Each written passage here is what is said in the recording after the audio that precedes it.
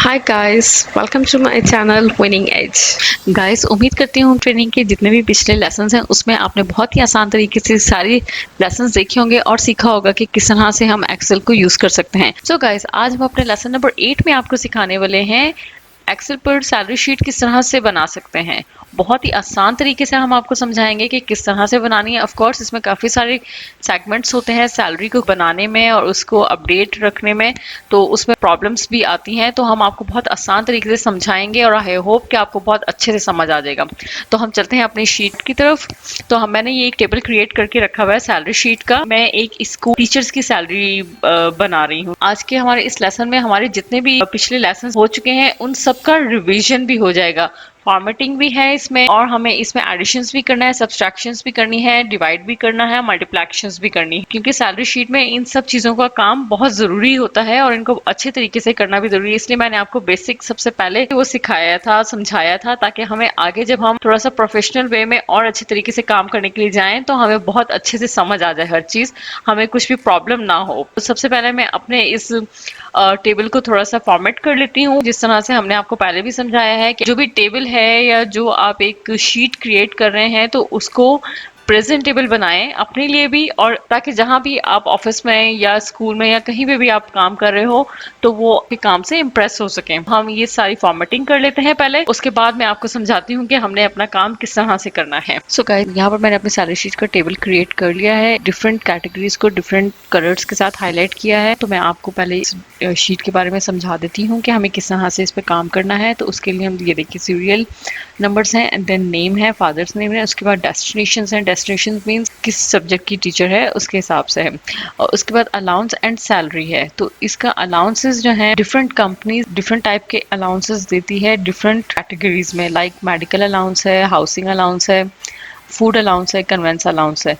तो यहाँ पर हमारे अलाउंस लिखे हुए हैं कि हमने अपने एम्प्लॉय को या टीचर्स को जो अलाउंस प्रोवाइड किए वो है और इनकी बेसिक सैलरी है। तो अब हम अलाउंस एंड बेसिक सैलरी को प्लस करेंगे तो हमारे पास टोटल सैलरी आ जाएगी। उसके बाद हमारे पास यहाँ पर कॉलम है एडवांस सैलरी।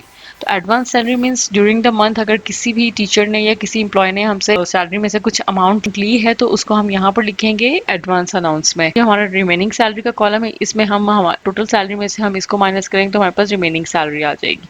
ठीक है, ये नंबर ऑफ डेज है। पर डे सैलरी क्या है तो वो हम यहाँ पर लिखेंगे एंड देन उसके बाद है हमारे पास डिडक्शन। अगर हमारे पास डिडक्शंस हैं हमारे पास तो हम उसको डिडक्ट करेंगे और उसके बाद हम यहाँ पर टोटल अमाउंट करेंगे। बेसिकली मंथ में हमने जो amount end of the month अपनी सैलरी अपने टीचर्स को या एम्प्लॉयज़ को पे करना है तो वो यहाँ पर टोटल अमाउंट में आएगा। तो गाइस, अब हम अपने फर्स्ट एम्प्लॉय की मंथली सैलरी बनाते हैं। हम इसके लिए क्या करेंगे, सबसे पहले हम अलाउंस एंड सैलरी इन दोनों को एडिशन करेंगे तो वो टोटल सैलरी में लिखेंगे is equal to allowance plus salary और एंटर कर देंगे। तो ये हमारे पास टोटल सैलरी आ जाएगी कि हमारे एम्प्लॉय की सैलरी है। सेकंड मैं दोबारा आपको एक बार करके दिखाती हूँ, is equal to amount plus salary, और ये देखिए इस तरह से मैं अब ड्रैग कर दूंगी तो ये मेरे पास सबका टोटल आ जाएगा एक साथ। एडवांस सैलरी में हमारे सब एम्प्लॉयज़ की डिफरेंट अमाउंट्स होंगी तो वो हम यहाँ पर फॉर एग्जांपल मेंशन कर देते हैं। अब यहाँ हमारे पास रिमेनिंग सैलरी का कॉलम आ गया है तो इसमें हम माइनस का फॉर्मूला यूज़ करेंगे। लाइक टोटल सैलरी में से जो हमने अपना एडवांस सैलरी है उसको माइनस करना है तो हमारी रिमेनिंग सैलरी आ जाएगी। तो हम क्या करेंगे, is equal to total salary minus remaining salary enter कर देंगे तो ये हमारे पास हमारी रिमेनिंग सैलरी आ जाएगी। तो सेकंड की भी करते हैं, is equal to total salary minus advance salary enter, बस आ गया। और अब हम यहाँ से ड्रैग करेंगे तो हमारा ऑटोमेटिकली सारा टोटल आ जाएगा। सो गाइस, अब ये नंबर ऑफ डेज जो है हमारे पास ये एब्सेंट के, अब हमें सैलरी पर डे लिखना है यहाँ पर।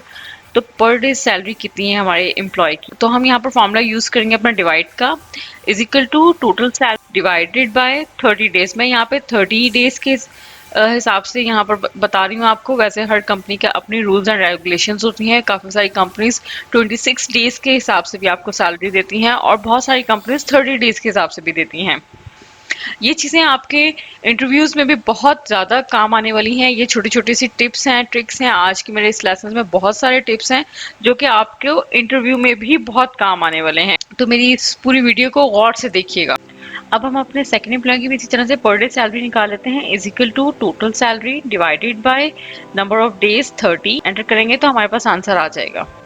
तो अब हम इसी तरह से अब यहाँ पर अपना कर्सर रख के इसको ड्रैग कर लेते हैं, तो हमें सारे एम्प्लॉयज का टोटल आ गाइस। अब ये हमारी डिडक्शन की कैटेगरी है। अब इसमें हम मल्टीप्लाई का फॉर्मूला यूज करेंगे, तो is equal to salary per day multiply number of days और एंटर कर देंगे, तो ये हमारे पास हमारा आंसर आ जाएगा। सेकेंड एम्प्लॉय का भी करते हैं, is equal to salary per day multiply number of days enter. इस तरह से हमारे पास हमारा टोटल आ जाएगा। और अब हम इसको ही यहाँ से अपने कर्सर से ड्रैग करेंगे तो हमारे सारे एम्प्लॉयज का ऑटोमेटिकली टोटल हमारे पास आ जाएगा।